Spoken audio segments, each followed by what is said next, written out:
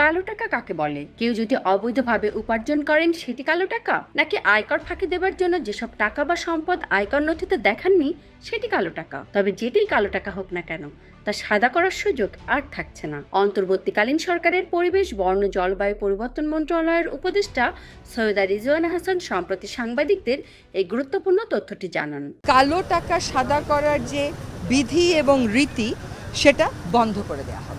বাংলাদেশের বাজেট ঘোষণার সময় কালো টাকা সাদা করার সুযোগ দেওয়ার রীতি বেশ পুরনো। এবারের অন্তর্বর্তীকালীন সরকার সেই বিধি ও রীতি বাতিল করার নীতিগত সিদ্ধান্ত নিয়েছেন। সৈয়দা রিজওয়ানা হাসান বলেন, এখান থেকে সরকার যে টাকা আনতে পারে সে টাকা দিয়ে যে সরকারের খুব বেশি কিছু এগোয় তা নয়, বরং মূল্যবোধটার অবক্ষয় ঘটে। আমাদের অর্থক্ষেত্রে সংস্কারের অংশ হিসেবে কতগুলো গুরুত্বপূর্ণ কাজ শুরু হয়েছে, সেটা আপনারা এখন নিজেরাই দেখছেন।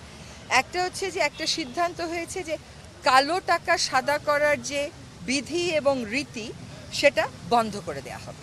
হ্যাঁ, কারণ এখান থেকে সরকার যেটুকুন টাকা আনতে পারে সেটুকুন টাকা দিয়ে সরকারের যে খুব বেশি কিছু আগায় তা না, বরং মূল্যবোধটা অনেক বেশি অবক্ষয়িত হয়। ফলে এটার বিরুদ্ধে স্পষ্ট একটা সিদ্ধান্ত হয়েছে। অর্থ পাচারের বিরুদ্ধে কার্যক্রম শুরু হয়ে গেছে।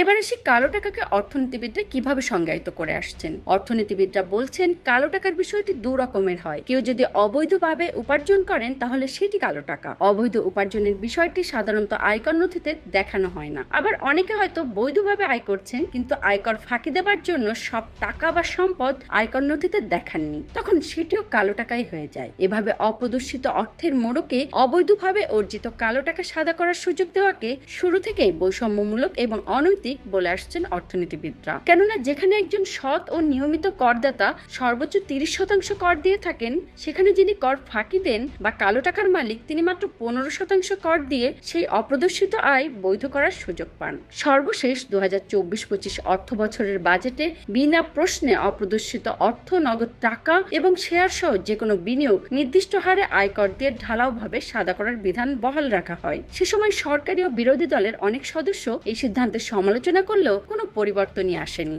এ ব্যাপারে উপদেষ্টা সৈয়দা রিজওয়ানা হাসান বলেন, আমরা হিসাব করে দেখেছি, এই কালো টাকা সাদা করে সরকার যা পায় সেটা এমন কিছুই না, বরং এতে নৈতিকতার অবক্ষয় হয় আর অপরাধীরা ক্ষমতাবান বলে শাস্তি পায় না। সেই সাথে অর্থ পাচার রোধ করার ব্যাপারেও ব্যবস্থা নেওয়ার কথা জানান তিনি।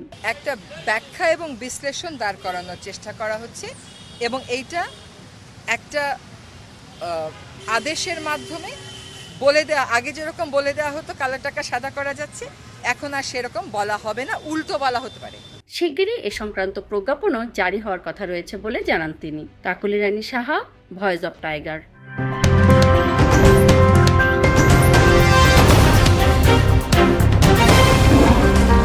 Voice of Tiger.